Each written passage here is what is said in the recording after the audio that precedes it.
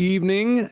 This is Leader's Pause. I'm your host, Hal Runkel, and I have a question, as always, to begin our thoughts. What would you say is the one central problem with human beings? What is the one thing? And what if I told you there was one thing, expresses itself in three ways, that actually is at the core of every human problem throughout history and throughout our lives today? That's what we're going to address, the one central problem. And guess what? It's got an easy solution. Well, let's say it's simple, but it's not easy. Let's talk about it. Leader's Pause coming right up. Welcome to the Leader's Pause, where leaders like you tune in to find calm, get clear, and level up. Tune in with best-selling author, speaker, and coach Hal Runkel as he helps you take back your time, your energy, and your decision-making power. All you have to do is learn to press your own pause button first. So, take a break, take a breath, take a knee, and learn to access your greatest human superpower, the ability to pause, think, and decide for yourself. It's time to find calm, get clear, and level up. The Leader's Pause starts now. Good evening. This is Leader's Pause. I'm Hal Runkel, and I am your host for the evening, and I teased with something fairly, let's just say, bold, if not even arrogant, to claim that there is one central issue that creates every human problem. But I'm bold enough to do it. It's in many ways is what I've devoted my whole career to, kind of researching and discovering. And I just ask you to hear me out and see if you agree with me after I lay this out. But it's interesting how more and more that I have researched this and seen it applied in my coaching with executives and leaders around the world, that it does seem to begin to fix almost everything when we accurately apply this solution. And the solution is based on, like all solutions, a very specific definition of the problem. So we can name any problem. We can name divisiveness in politics. We can name that increasing financial hardships. We can name increasing inequality. Personally, we can name just interpersonal conflict of any and all kinds. The difficulties in parenting, the difficulty in romance and marriage, the difficulties in forming a team, building a team and aligning them around one specific mission.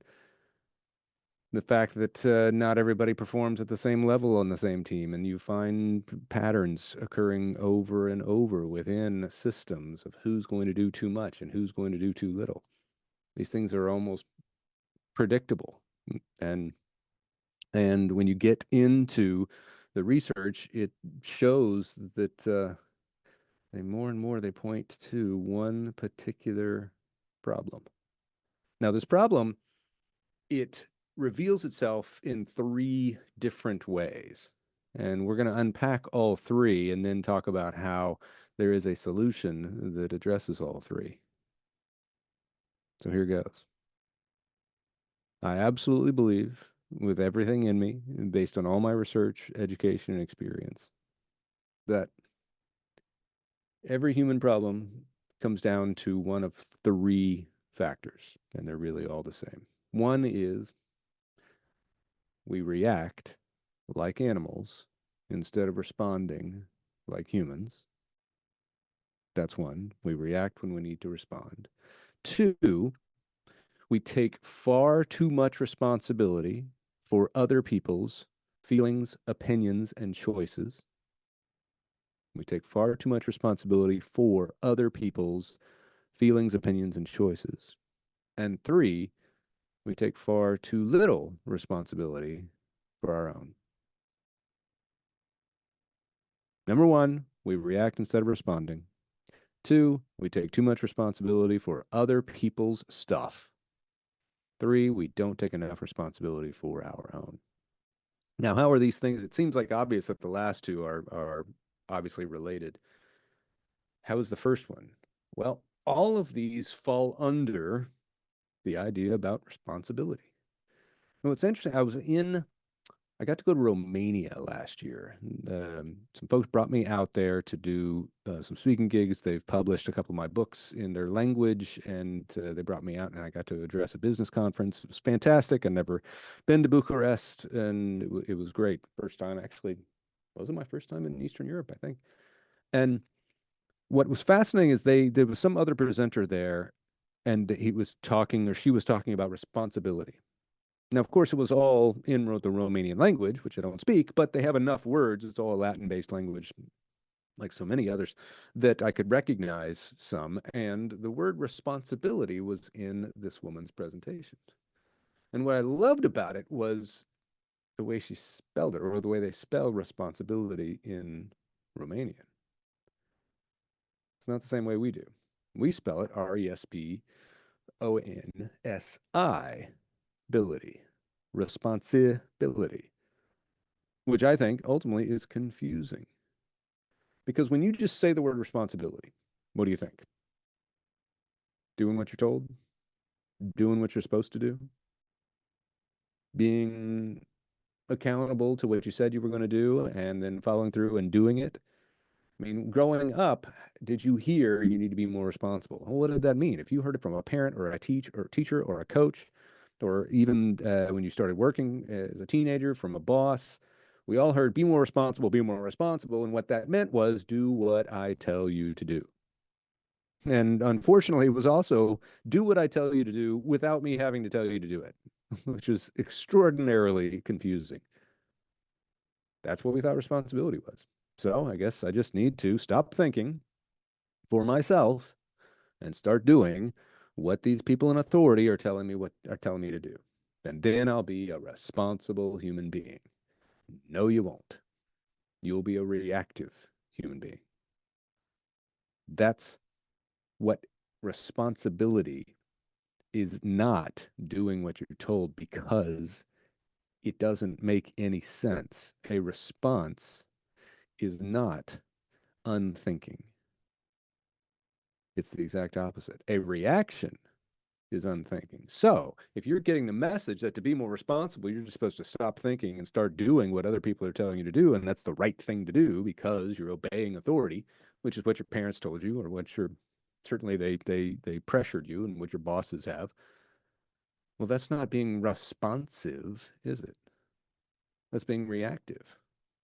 Authority putting pressure on me, and I'm reacting to that pressure. Well, in this show, Leaders Pause, everything we talk about is learning to create space between such instructions and your choices. And that space is where we increase our agency, our accountability, our autonomy, our ability to think for ourselves, make our own choices, and then take full accountability, full account for whatever the outcomes are those choices are. That's what it means to be an adult. That's what it means to be responsible. Going back to Romania, how they spell responsibility, responsa, ability. It is an ability to make a response. Well, when we look at the word that way, then doing what you've been told to do just because you've been told to do it cannot be a response. And so it can't be responsible. If you telling a child what to do, take out the trash, who decides whether or not they do it? Now, you may be thinking, well, I don't want them to decide. I just want them to do it. I don't want them to think about it. I just want them to do it. Why? Because I told them to. And I told you so becomes this kind of parental right that I can pull out and use because I know best and you don't, and you need to get done and just do it. And then I wonder why they're not beginning to think more for themselves, beginning to think on their own. Or maybe they are, but guess what? I've made it clear that the only way you can think for yourself is to do the opposite of what I tell you to do. Because if I tell you to do it and you do it, you haven't thought for yourself. You have just reacted to the pressure I put on you. But making a response, That's different. And here's the beauty of it. Only human beings can do that. No other creature on the planet can actually be thoughtful about what their next choice is. As advanced as we're, see with apes intelligence, by the way, or dolphin intelligence, or now we're talking about crows, or some of the most intelligent creatures on Earth, they're still millions of light years away from the thoughtfulness that human beings are capable of. Why? Because their brains aren't as developed as ours, specifically the neocortex, which is the part of our brain, the outside, the big part of our brain, the frontal outside part of our brain, that is capable of thoughtfulness, that is capable of rationality, capable of language, capable of reasoning on many, many levels, meta levels above those. That's all human beings. And it is what absolutely separates us. And it has gone through millions of years of evolution to bring us to this place. And so when we just react, when we train others to react, when we lead in such a way that what we want to do is pressure other people to react, we are moving backwards against evolution. That's why there's studies about kids who rebel and kids who conform. And longitudinal studies, which are studies that follow people throughout time, who do you think does better in life? Kids who rebel or kids who conform? Across the board, it is kids who rebel because they've learned to think for themselves and trust themselves, not just obey whatever authority is in front of them. It's thoughtfulness. It's what we want to encourage as leaders. We want them to think for themselves. We want them to do we want them to make quote unquote right decisions? Yes, but we hired them not just to do what we tell them to do. We hired them to begin to think so that eventually we can put them in positions of leadership. Well, they can't get there if we're not training them to think and respond. So encouraging response ability is very different than using totalitarian or top-down authority or authoritarian pressuring, command and control style. So you can imagine, whenever we get reactive, we're operating out of our emotional brains or our physiological brainstem brains, our reptile brains, which is just fight or flight or freeze, those physiological reactions to terror or perceived threat. And emotional is mammal brain, but we're not living out of our human brain. Because our human brain can pause and begin to think and choose what we want to do next, choose how we want to form our opinion, choose, you know what, I know that my political party says this, but that doesn't mean I automatically have to have that same opinion. I can think differently because I do think differently. We all do. It's in our brains, it's in our DNA. We think differently, but social structures and programming that we've received discourages us so often from learning to think responsibly, learning to make a response. That's responsibility. And that's what we're wanting to do is train people to be better thinkers. And that because that's what actually is going to make them better decision makers in the heat of the battle. And it's what's going to actually allow us to, guess what? Trust other people, learn from other people that we lead. One of the coolest things about having adult kids is them teaching you, especially if you've raised them to think for themselves, which I strove to do. But the fact when we get reactive, it doesn't just make things worse. When we get reactive, and this is why it's the centerpiece for all human problems, and this is when we're going to come back and talk about this after the break. When we get reactive, it doesn't just make things worse. It actually creates the very outcomes we were hoping to avoid in the first place. I was scared that this girl was, maybe having second thoughts about us going on a third date. So I gave in to my anxiety and I texted her. And again, and I double and triple and quadruple text her. And I called and I left messages and she didn't respond. And then I called again. And I'm trying to get her to please commit to this third date. Guess what? All of my reactivity actually made it an easier choice for her to say no to that third date. Because why? Well, this anxious reactive pressure. Because I wasn't being responsive. I was being reactive. And that means I wasn't being responsible. So, what does it look like to actually be responsible?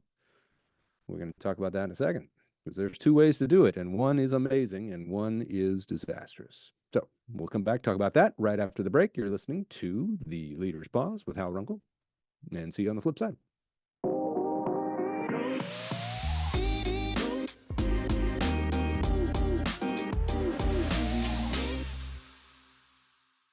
This is The Leader's Pause. I'm your host, Hal Runkel. I'm an executive coach, and I get to train leaders of all kinds all over the world, and I help them find calm and get clear and level up their influence.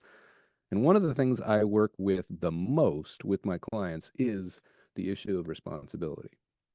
Because you're not going to find any conscientious leader in the world, whether it's, leading a family or leading a team, that doesn't want more responsibility, a heightened sense of responsibility. We all kind of recognize, yeah, if everybody gets more responsible on this team, then guess what? We all do better. The problem is our definition of responsibility. What we talked about in the first half of the show is that kind of our spelling of the word, I believe, distracts us from the real meaning of the word.